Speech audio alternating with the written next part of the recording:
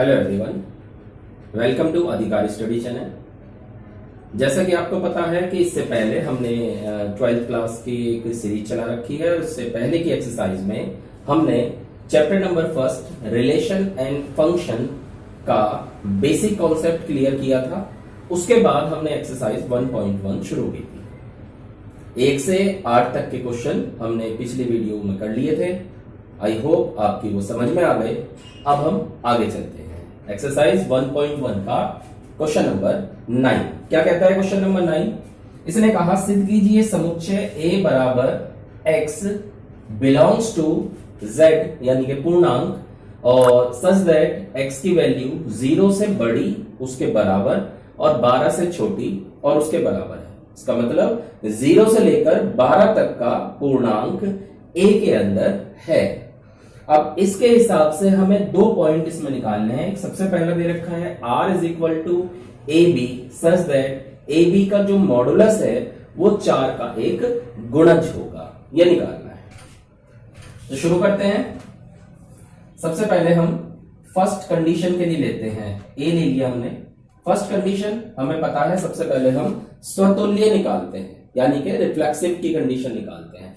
तो हमने मान लिया कि A बिलोंग्स टू A यानी कि A एक ऐसा एलिमेंट है जो A के अंदर है। फिलहाल हम अल्फाबेटिकल के हिसाब से कर रहे हैं।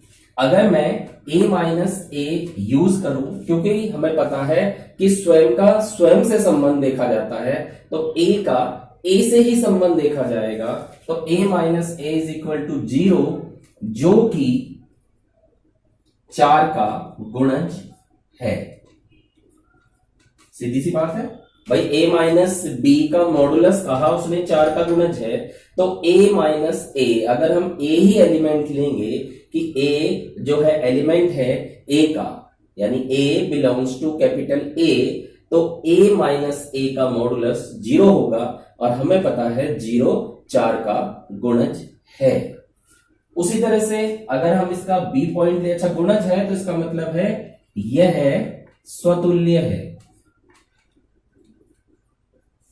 ठीक है। अब सेकंड लेते हैं। इसने हमें दे रखा है a माइनस बी का मॉडुलस 4 का गुणज है। हमने मान लिया a और b जो है वो बिलोंग्स टू a है, तो a और b दोनों ही एलिमेंट a के हैं। a माइनस बी उसने दे रखा है 4 का गुणज है। अगर हम क्या करें कि इसमें से एक माइनस कॉमन ले लें तो ये b माइनस a ऐसे हो जाएगा। अगर मैं इसमें से एक माइनस कॉमन ले लूं तो b माइनस a हो जाएगा। और मॉडुलस का मतलब ये होता है कि कोई भी माइनस की चीज जो है वो प्लस की हो जाएगी। तो इसका मतलब क्या हुआ, ये b माइनस a हो गया और ये b माइनस a भी 4 का गुणज है। ठीक है, यानी a r b जो है तो b r a भी वही बात हो गई। अतः यह क्या हो गया, सममित है। सममित है। ठीक है, आप समझ गए। सबसे पहले हमने a माइनस बी लिया, वो 4 का गुणज है। ऐसा एक क्वेश्चन पहले भी आ गया था, तो इसमें भी शायद 2 का गुणज या ऐसे ही कुछ कहा था। सेम वही कंडीशन आपको यहाँ पे फॉलो करनी है। c हमने ले लिया a b c तीनों ही बिलोंग्स टू a है। उसने कहा a माइनस बी का मॉडुलस 4 का गुणज है। ठीक है, तो b माइनस सी हमने ले लिया, ये भी 4 का गुणज है यदि। ठीक है, तो अब इनका डिफरेंस निकाल लेते हैं हम। a माइनस बी और सॉरी इन दोनों को, भाई देखो एक बात, ये 4 का गुणज है और ये भी 4 का गुणज है, तो इनका दोनों का टोटल वो भी 4 का गुणज होगा। यानी a minus B plus b minus C, ये भी 4 का गुणज होगा। ठीक है, अब a minus B plus b minus C. अब देखो आप b से b कट गया, तो इसका क्या मतलब हुआ, a माइनस सी का मॉडुलस भी 4 का गुणज है। अतः यह क्या हो गया, ये संक्रामक है। संक्रामक है, यानी कि ट्रांजिटिव है।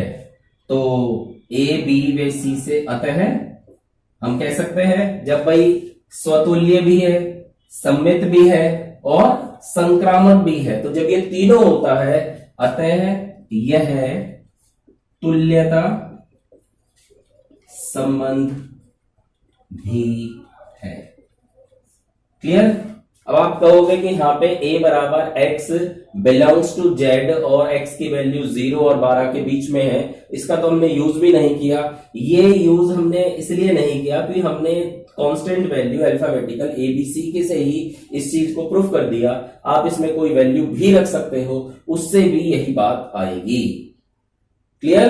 अगर आप करना चाहो, देखना चाहो तो मैं आपको बता दूं, जैसे a बराबर है 0 1 2 3 4 5 6 7 8 9 10 11 12, तो ये सारी वैल्यू ले ली। इसमें हमें दो वैल्यू ऐसी चूज करनी है जिनका जो डिफरेंस है वो 4 का गुना जा जाएगा। तो कैसे लेंगे?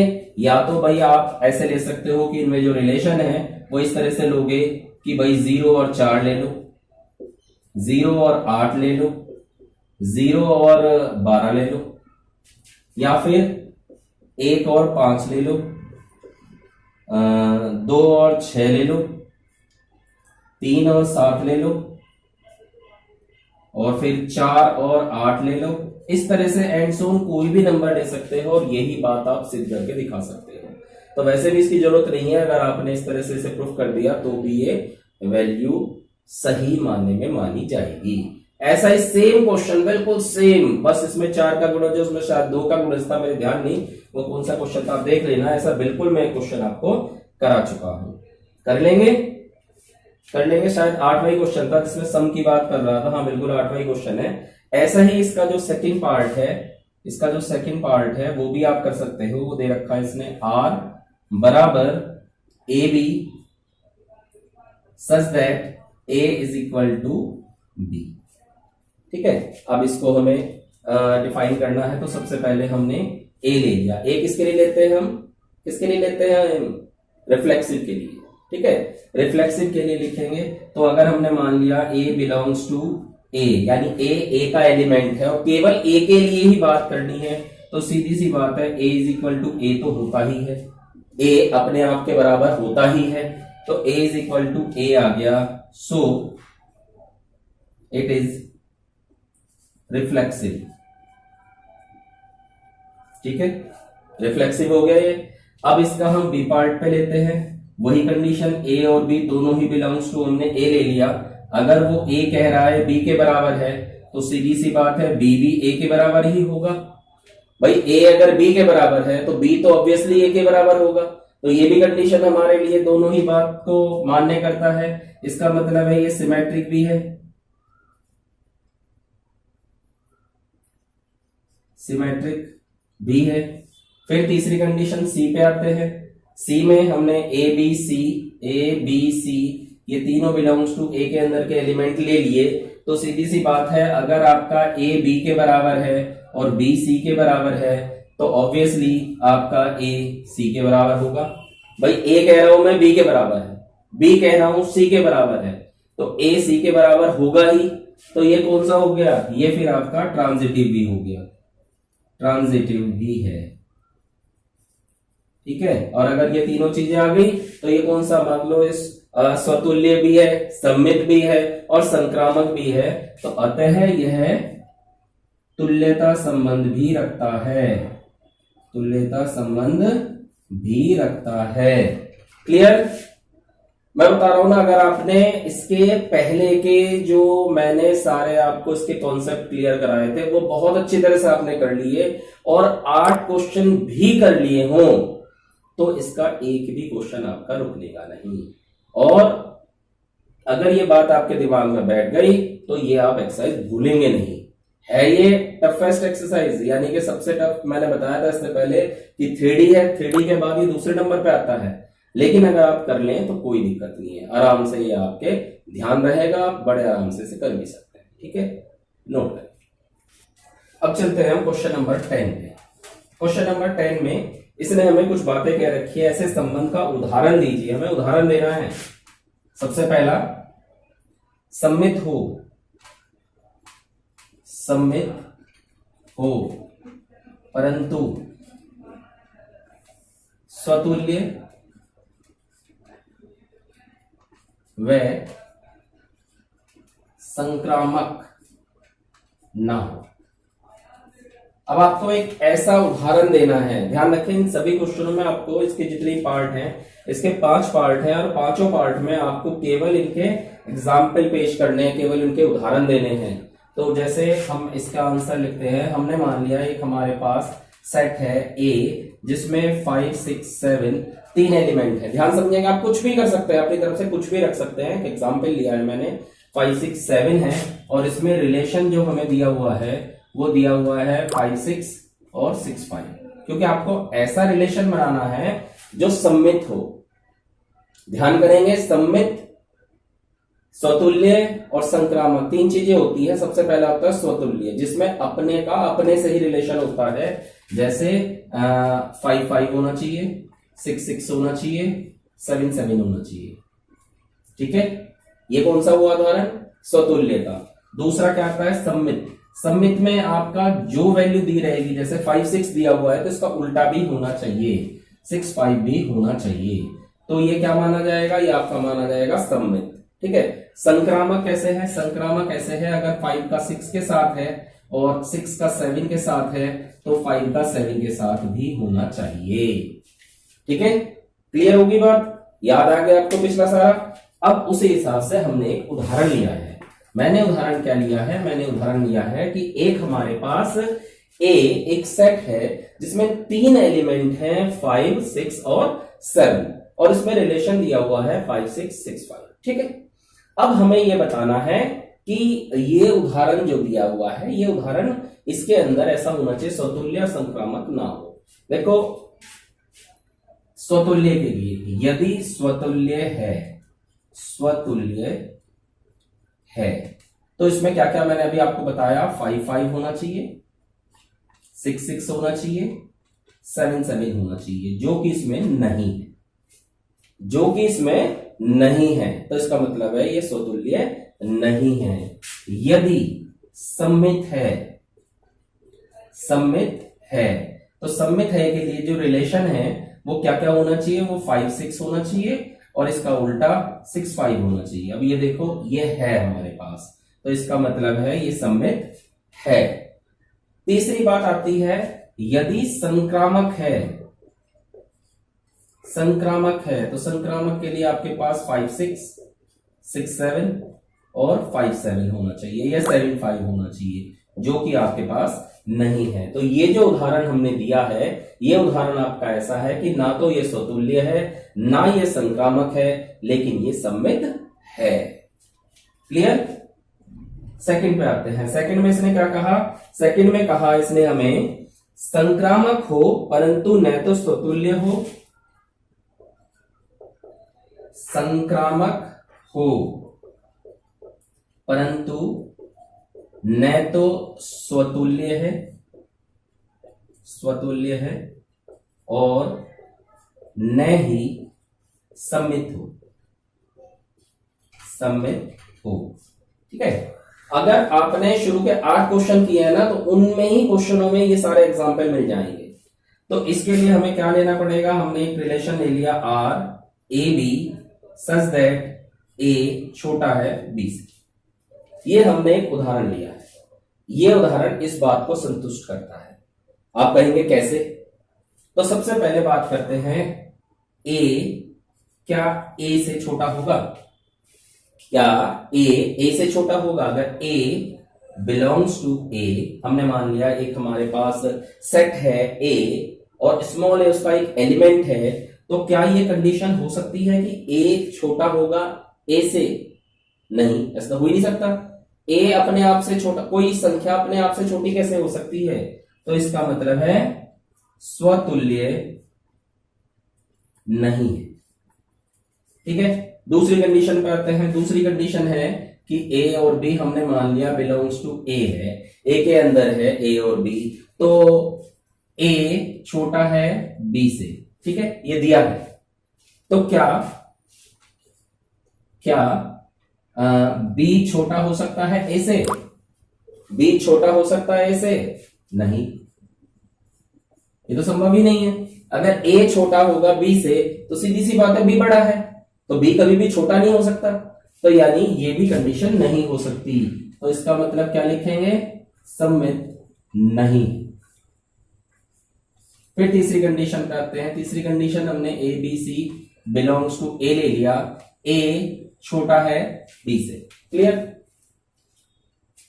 बी छोटा है सी से ले लिया हमने, भाई ए बी से छोटा है, बी सी से छोटा है, तो सीधी सी बात है ए हमेशा सी से छोटा होगा ही, ये होगा, होगा जरूर होगा। तो इसका मतलब क्या हुआ?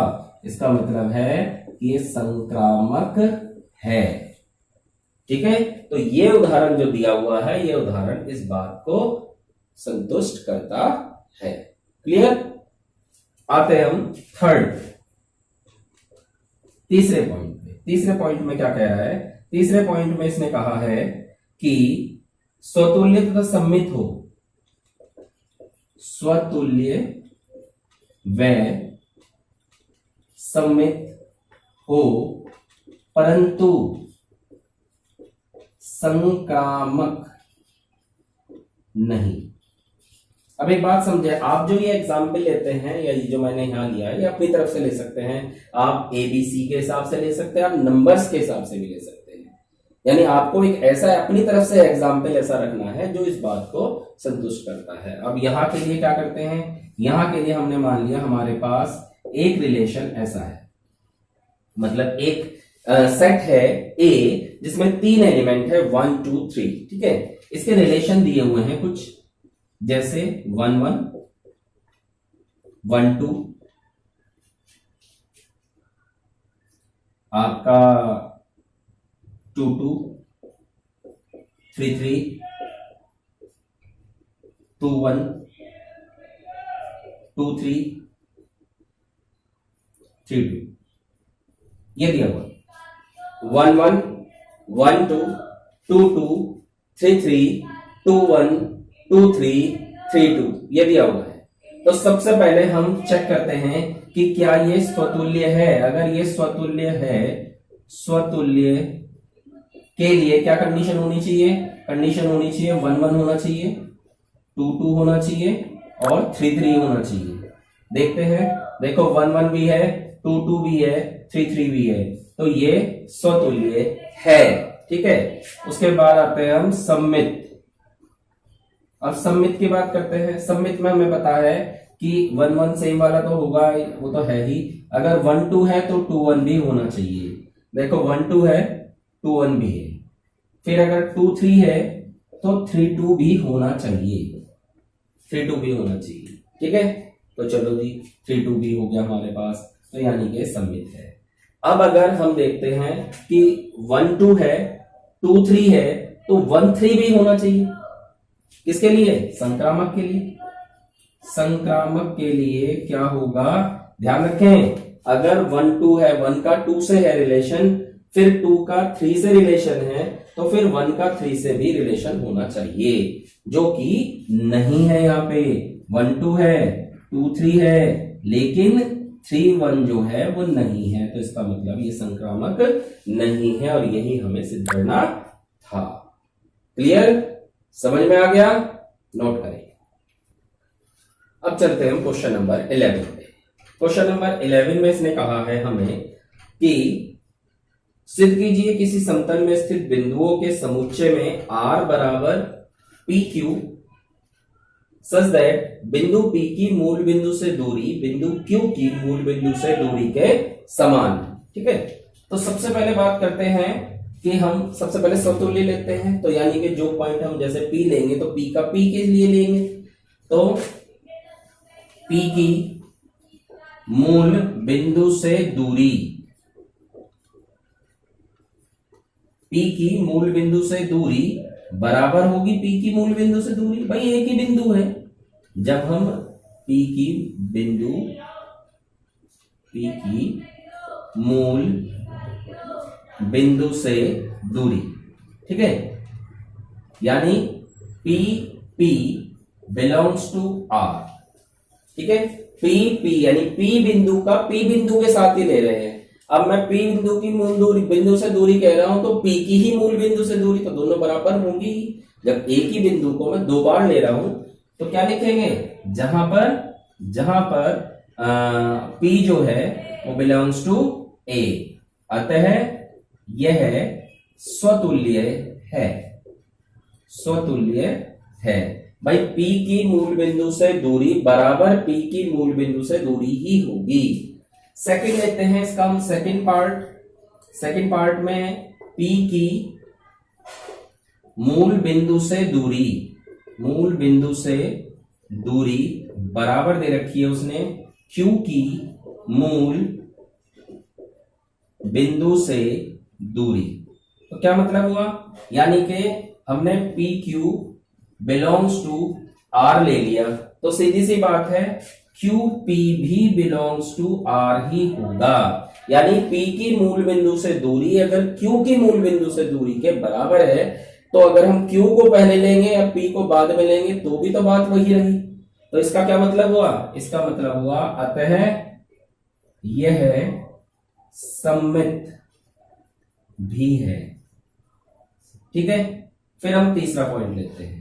तीसरे पॉइंट में P Q belongs to R, यानी वो क्या कह रहा है, वो कह रहा है पी की मूल बिंदु से दूरी बराबर है क्यू की मूल बिंदु से दूरी के। पी की दूरी ऐसे लिख देता हूं मैं शॉर्ट में, बराबर क्यू की दूरी। ठीक है, अब हम एक लेके चल रहे हैं तीसरा पॉइंट एस के साथ। क्यू की एस के साथ ले रहे हैं, यानी उसमें क्या लिखेंगे, उसमें लिखेंगे हम क्यू की दूरी बराबर एस की दूरी। भाई यहां से लिख रहे हैं पी की दूरी क्यू की दूरी के बराबर है, यहां लिखा मैंने क्यू की दूरी एस की दूरी के बराबर है, तो सीधी सी बात है पी की दूरी एस की दूरी के बराबर हो जाएगी। यानी P S belongs to R. तो क्या लिख सकते हैं यहां पे हम, P की दूरी बराबर किसकी, S की दूरी के। तो क्या हो गया ये, अतः यह संक्रामक भी है। एक तो ये पूछा था इसने, क्या कहा था, दूरी समान है तो प्रत्येक संबंध R का एक तुल्यता संबंध है। और जब ये तीनों चीजें हैं अतः R एक तुल्यता संबंध है। ठीक है, उसके बाद एक और बात पूछी उसने कहा है कि पुनः सिद्ध कीजिए कि बिंदु P is not equal to 0 0, यानी कि P जो है वो मूल बिंदु नहीं है, से संबंधित सभी बिंदुओं का समुच्चय P से होकर जाने वाले एक ऐसे वृत्त को बनाएगा जिसका केंद्र जो है वो मूल बिंदु है। मतलब कहने का मतलब ये है कि सपोज ये सेंटर पॉइंट है और यहां पे एक पॉइंट है P जिसकी इससे दूरी बराबर है, यहां से एक पॉइंट है Q जिससे इसकी दूरी बराबर है, यहां पे एक पॉइंट है S जिससे इसकी दूरी बराबर है। अगर मैं इन तीनों को मिला दूं, इस तरह से मिलाकर एक वृत्त बना दूं तो सीधी सी बात है ये इसका सेंटर होगा, ये इसका क्या होगा, केंद्र होगा, जो कि मूल बिंदु बुक वाला कह रहा है 0 0। ठीक है, बस सीधी सी बात है, इससे P की दूरी, इससे S की दूरी, इससे Q की दूरी तीनों बराबर हैं, या R लेने उसकी दूरी भी ये बराबर कह रहा है, तो सीधी सी बात ये त्रिज्या हो गई और इसका केंद्र बिंदु हो गया। ठीक है, यही बात वो हमें सिद्ध करने को कह रहा है। तो आपको इसमें थोड़े सा लिखना पड़ेगा, रिटन वर्क होगा थोड़ा सा। तो लिखते हैं, बुक में जैसे दे रखा है कि नेक्स्ट क्वेश्चन के लिए बिंदु P जो है वो बराबर नहीं है 0 0 के, से संबंधित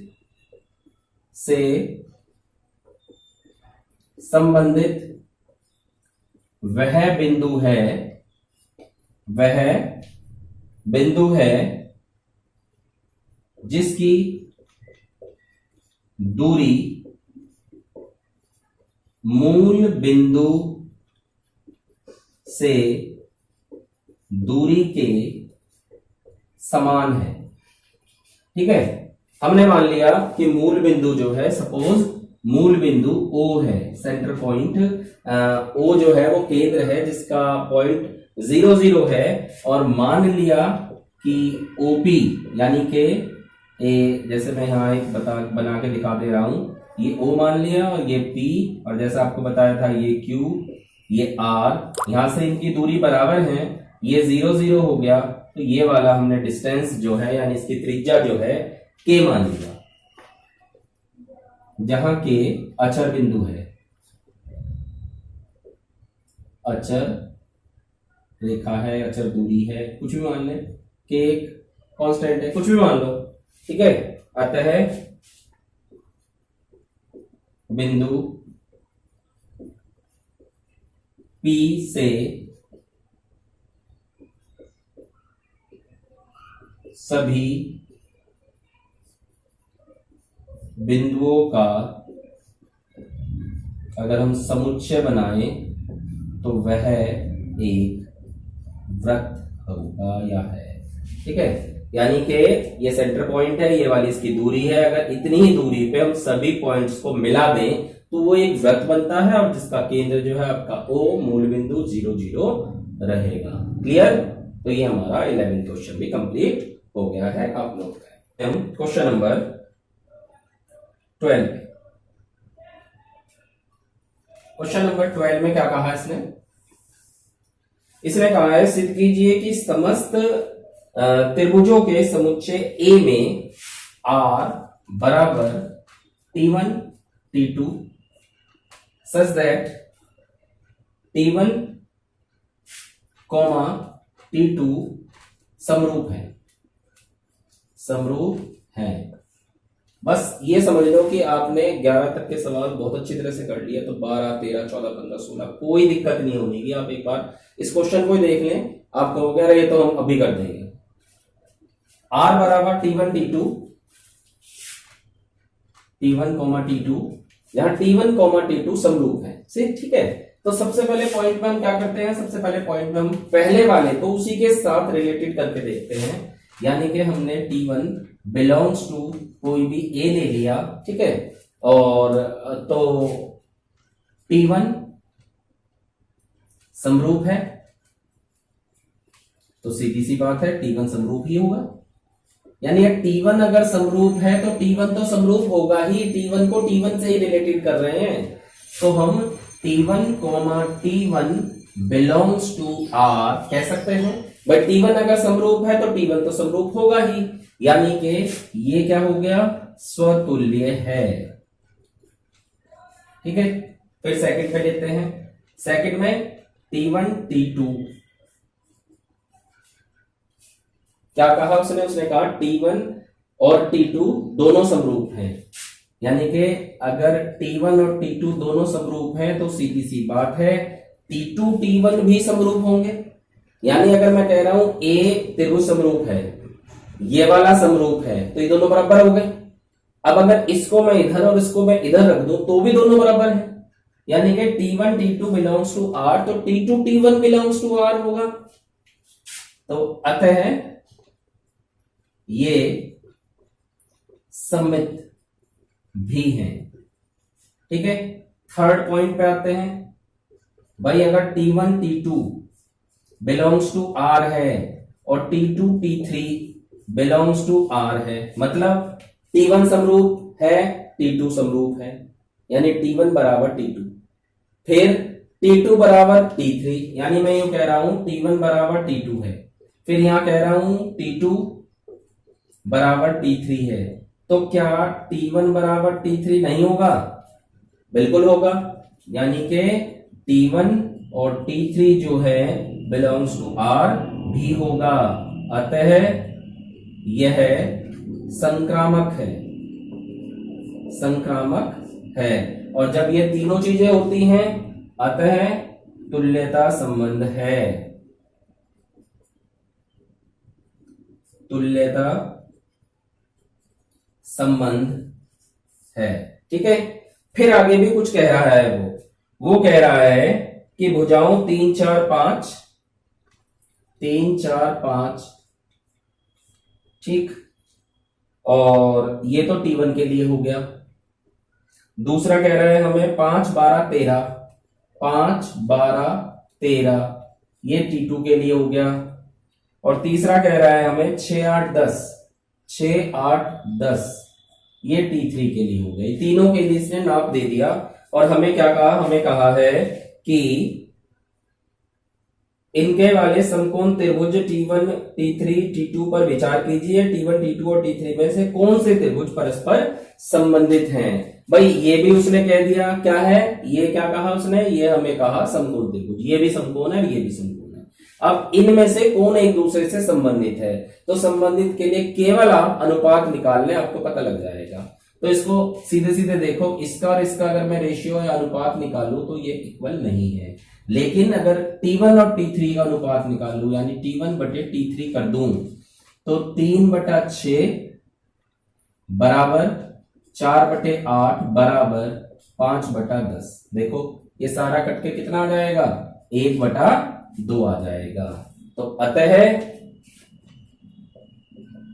T1 व T3 आपस में संबंधित हैं,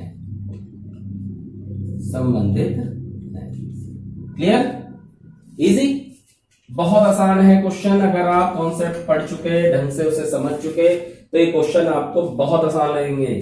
13वें सवाल पे आते हैं। 13वें में कह रहा है सिद्ध कीजिए कि समस्त बहुभुजों के समुच्चय A में R बराबर P1 P2 such that P1 तथा P2 की भुजाओं की संख्या समान है। P1 व P2 की भुजाओं की संख्या समान है। तो बस ये भी आप देख के कहोगे अच्छा ये तो ये भी कर लेंगे हम।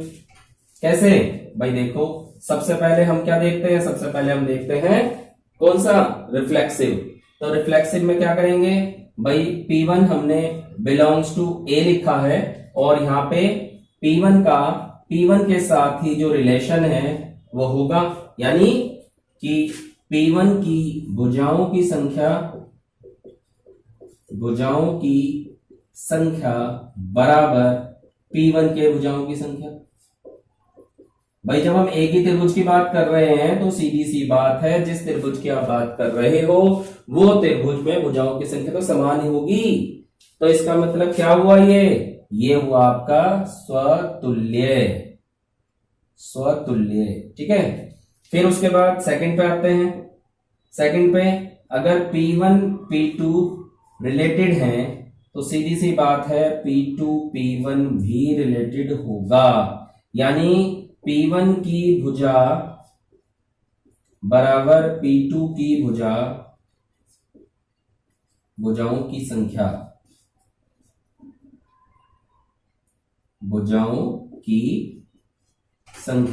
भाई P1 के भुजाओं की संख्या अगर P2 के भुजाओं की संख्या के बराबर है तो P2 के भुजाओं की संख्या P1 के बराबर भी होगी।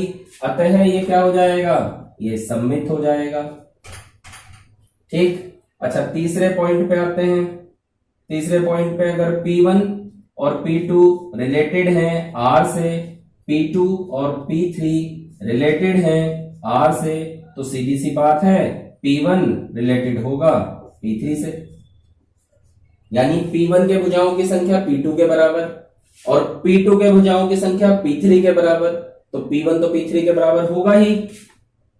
यानी आप लिख सकते हैं P1 बराबर P2 है, P2 बराबर P3 है, तो P1 बराबर P3 होगा ही, ठीक है। तो इसका मतलब हो गया ये संक्रामक भी है, और तीनों हैं तो तुल्यता संबंध भी है,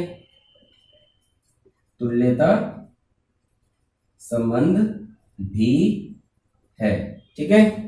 और इसके आगे क्या कहा इसने कहा 3 4 और 5 लंबाई के भुजाओं वाले समकोण त्रिभुज में संबंधित समुच्चय A के सभी अवयवों का समुच्चय ज्ञात कीजिए।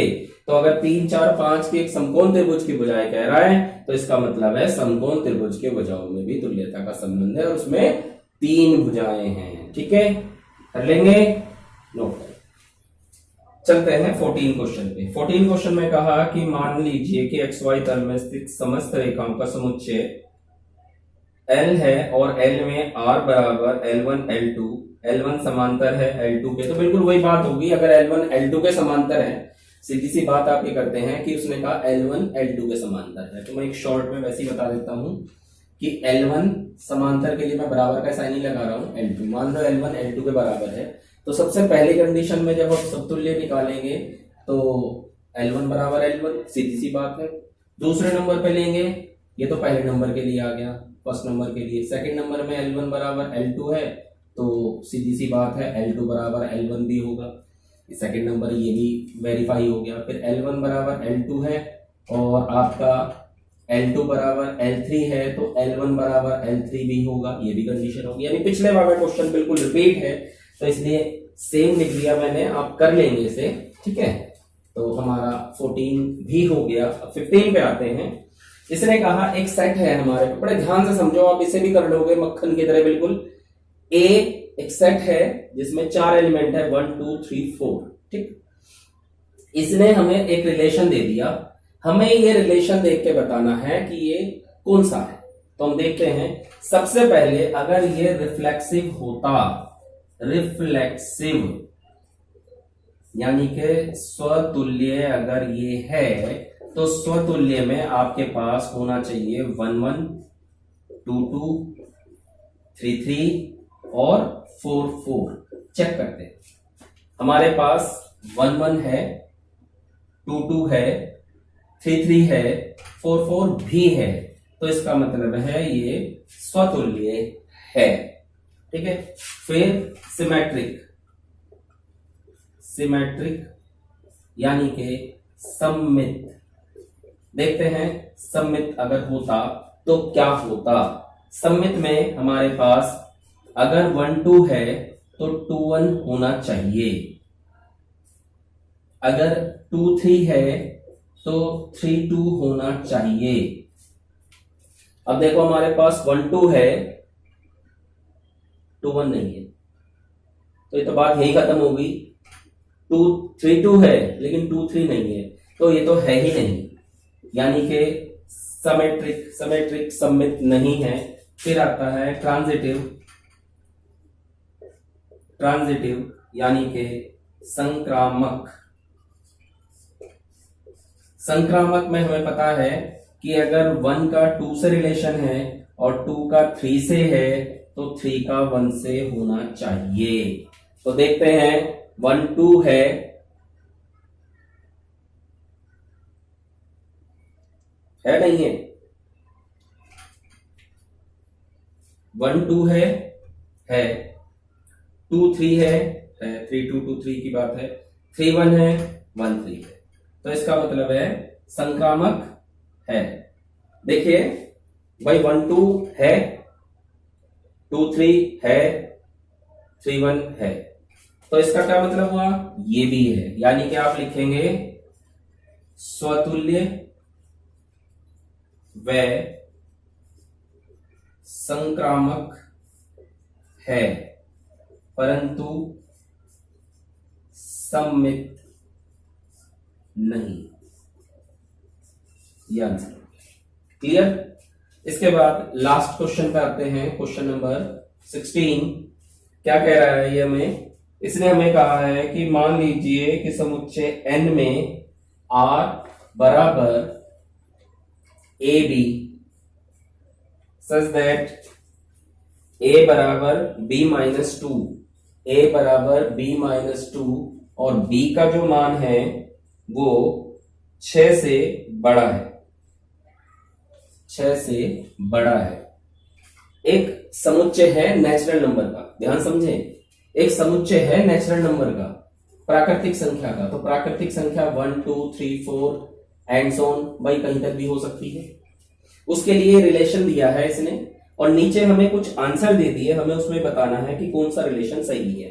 तो देखो हमें इस चीज को ही फॉलो करना है, इस चीज को ही फॉलो करना है। सबसे पहले मैं ले रहा हूं a बराबर b माइनस 2, ठीक है।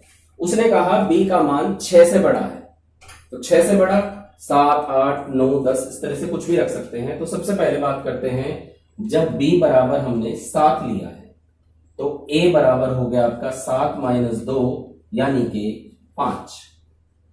तो आपका जो रिलेशन बन के आएगा वो 5,7 आएगा। ठीक है, अगर मैं b का मान लेता हूं 8 तो a बराबर 8 माइनस 2 यानी कि 6, तो आपका आएगा 6,8।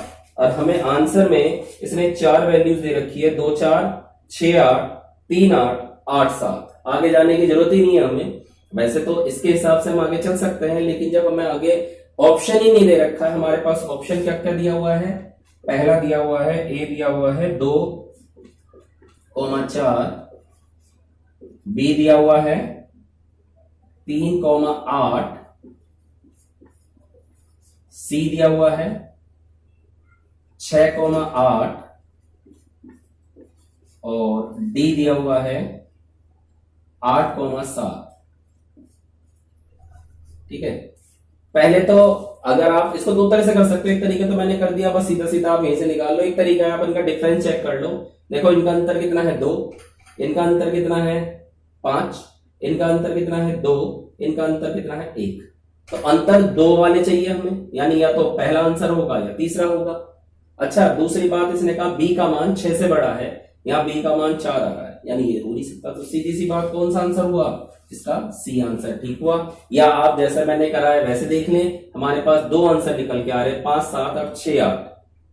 5 7 इसमें है नहीं, 6 8 है, 6 8 हमने रख दिया। आप कहोगे हमने b का मान 8 ही क्यों रखा, हमने 9 क्यों नहीं रखा।